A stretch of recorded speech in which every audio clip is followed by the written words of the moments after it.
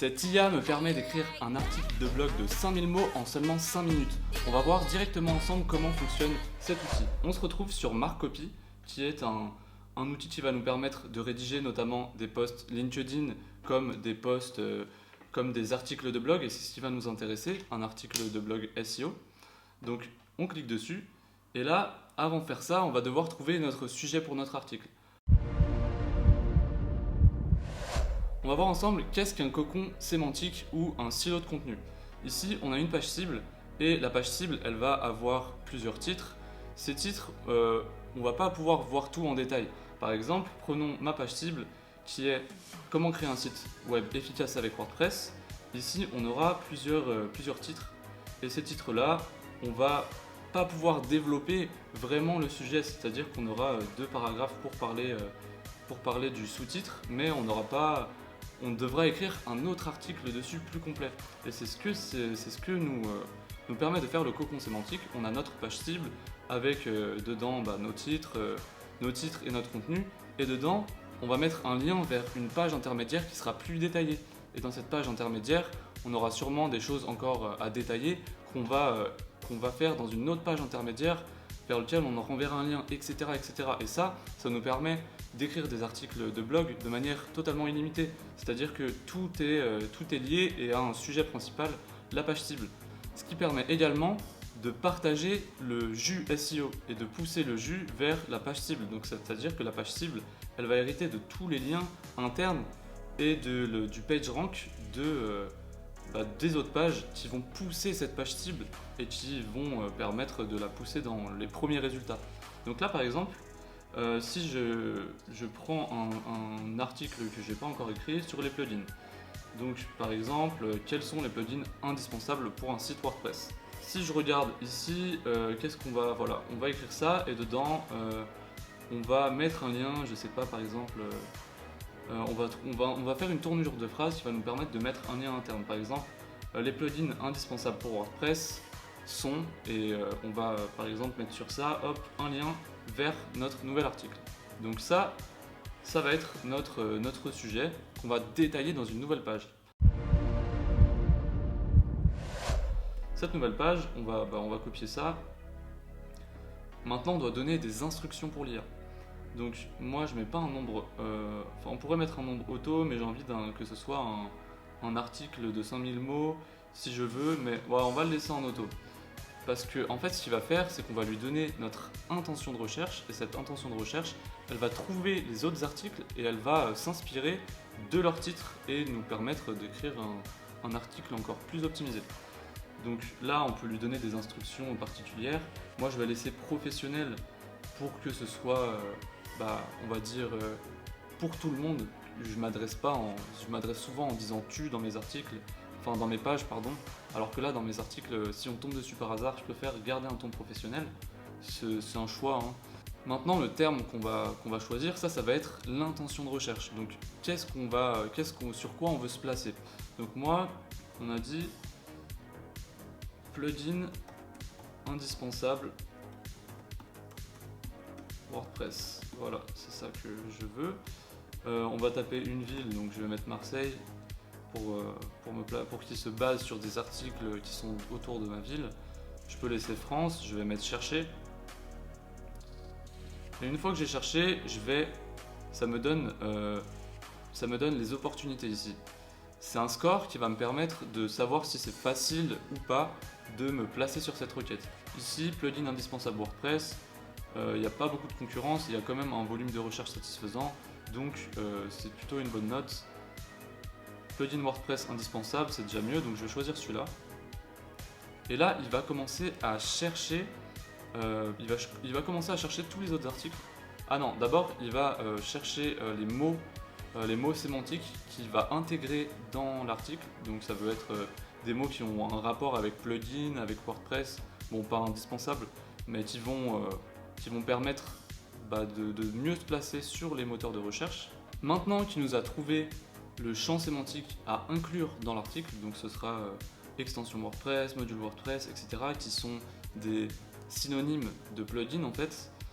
On va pouvoir, là si on veut, on peut rajouter des mots-clés, moi ça m'intéresse pas, je lui fais confiance, je peux cliquer sur suivant.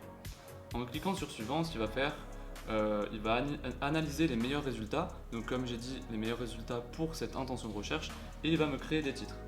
Donc là, les titres, il en a, enfin déjà le titre de l'article, il en a trouvé 4. Donc par exemple, qu'est-ce qu'on pourrait, guide ultime des plugins indispensables. Donc je vais choisir lui, choisir ce titre. Ensuite, je clique sur suivant, donc ça va être le titre de l'article, donc c'est important, ça va donner la direction vers laquelle va se porter l'écriture de l'IA.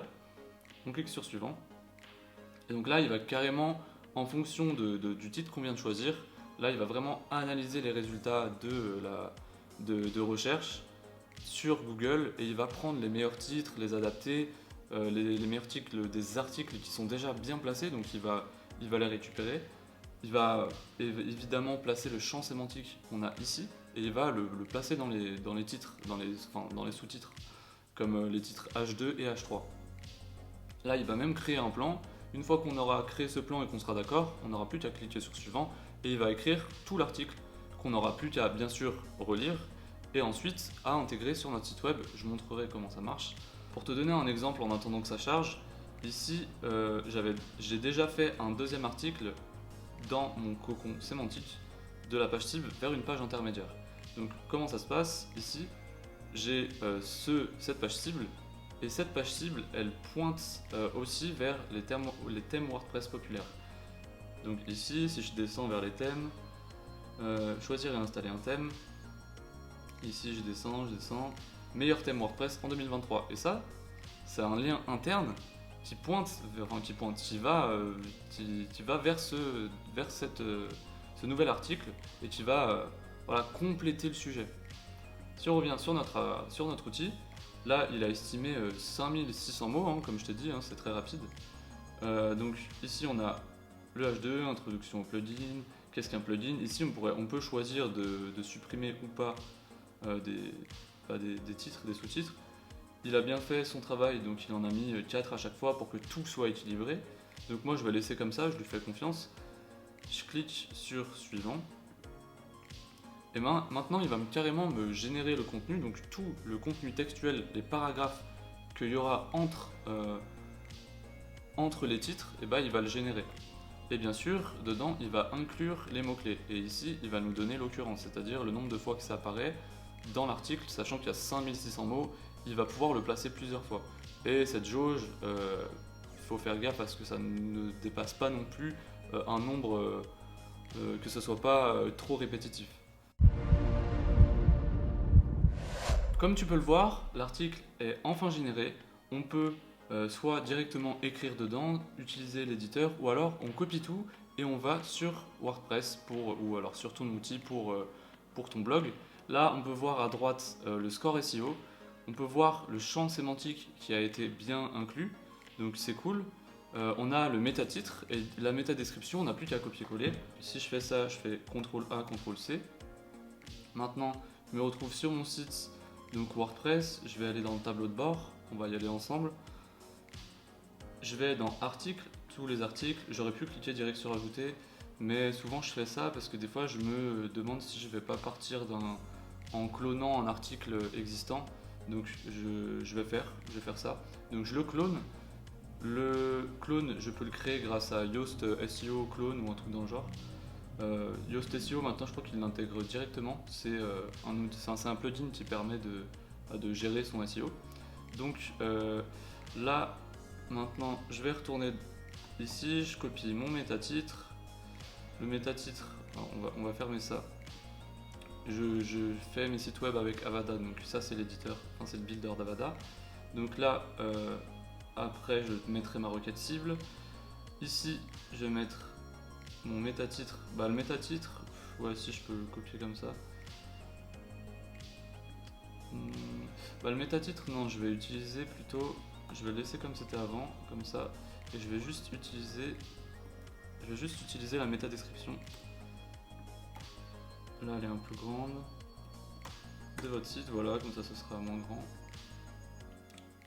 Ensuite, ce que je vais faire, c'est que je vais récupérer ce titre-là, ça c'est le titre 1. Donc c'est le H1 que je vais mettre ici. Ici, je vais mettre on a donc plugin WordPress indispensable, je vais mettre ça. Plugin WordPress indispensable. Voilà. Je vais enregistrer le brouillon. Ah oui, et un autre truc que je dois faire, c'est prendre ces mots-clés et le mettre dans la requête cible. Comme ça, Yoast SEO il va m'aider à noter l'article, même si Marc AI m'a donné un score. Donc j'ai enregistré le brouillon, j'ai changé ma requête cible, et après il suffirait juste de faire un énorme copier-coller dans mon éditeur, chose qu'on va faire ensemble. Là sur Avada, on a juste à cliquer sur Live Builder. Ici, le titre il s'est déjà mis tout seul. J'aurai à changer l'image ici qu'on changera après. Le sommaire il va se mettre à jour automatiquement une fois que j'aurai changé ça. Donc là, le text block, je l'ouvre, je vais ouvrir l'éditeur en grand comme ceci. Et j'ai plus qu'à faire CTRL A, CTRL-C. Ici je vais garder ça parce que j'ai besoin de m'en servir pour faire les espaces sur le thème. Donc on va faire comme ça. Je copie tout, sauf ce qu'il y a en haut, je garde ça. CTRL V, donc là, ce titre là c'est le H1, je peux l'enlever. Et maintenant, ce que j'ai à faire, ça je peux l'enlever. Et ce qu'il faudrait que je fasse, c'est que ce bout de code là, je le copie entre chaque bloc pour que ça fasse un espace et que ce soit agréable à lire. Mais maintenant, si je termine ça, donc là ça me fait les espaces, le bout de code que j'ai rajouté. Là, il me dit quand même, il y a un problème dans le sommaire, mais je pense que ça va se régler. Donc voilà à quoi ça ressemble. L'article est assez long, il a l'air complet. Bien sûr, il faudra le relire. Et une fois surtout que je l'aurai relu et que je l'aurai validé, publié, je vais pouvoir prendre le lien et bien sûr, là je retourne sur l'accueil ou sur le blog plutôt, trop tard. Je descends en bas, je vais voir les derniers articles, je récupère celui-là. Et donc dans celui-là, il ne faudra pas oublier d'intégrer le lien de mon nouvel article qui pointe vers les plugins. Donc là, installer des plugins, il faut que je trouve une tournure de phrase pour l'intégrer dans ma page cible de mon cocon sémantique, qui me permettra de profiter du jus SEO entre guillemets avec les liens internes et bien sûr quelques liens externes. Ce qui ensuite, une fois que j'aurai fait ça, à force j'aurai plein d'articles, ça va pousser ma page cible et ça va me pousser en haut des résultats logiquement en profitant de tous ces articles interconnectés entre eux. Donc une fois que j'aurai fait ça, voilà, ça ressemblera à ça. Là je peux faire save et je vais aller voir ce que me dit Yoast SEO. C'est là, une fois que j'aurai relu, normalement on va dire que là j'ai relu, on retourne dans le backend, donc dans là où on peut voir Yoast SEO, ici, celui que tu connais sûrement. Et là voilà, ce qui me dit que c'est quand même orange, pourquoi? Parce qu'il faut quand même que je mette des liens externes, internes, que je mette des images. Donc c'est pour ça que pour l'instant, textuellement tout va bien, mais il faut que j'intègre des choses en plus, des liens, des images, etc. Et ensuite en termes de lisibilité, il y en a qui font un peu trop de mots. Déjà comme il y a beaucoup de mots, il y en a 5600, il y a beaucoup de phrases, donc beaucoup de paragraphes, et ces paragraphes parfois ils sont trop longs, donc des fois ça m'arrive, je le prends, je les sépare et c'est plus lisible. Mais en tout cas en termes de SEO, on voit que il n'y a pas d'image, je ne sais pas où il les récupère, mais il y a tout ça qui est en vert et c'est bien, c'est très bien pour le SEO. Et donc ça on l'a fait en 5 minutes, je sais pas si tu te rends compte, mais c'est une dinguerie.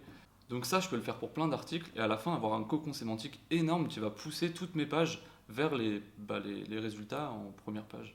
Dans la description, je te mets le lien de l'outil avec une réduction. Donc si tu veux le tester, tu peux le tester gratuitement. Et après, si tu veux un abonnement, tu peux passer par mon lien dans tous les cas et tu auras une réduction, ce qui te permettra d'utiliser cet outil vraiment incroyable. Je m'en sers à la fois pour mes articles de blog, pour LinkedIn. Donc je te laisse ça dans la description tu as plus qu'à cliquer dessus. Il y a d'autres liens qui peuvent t'intéresser, n'hésite pas à aller faire un tour vraiment dans cette description. Et moi je te dis à bientôt pour une nouvelle vidéo.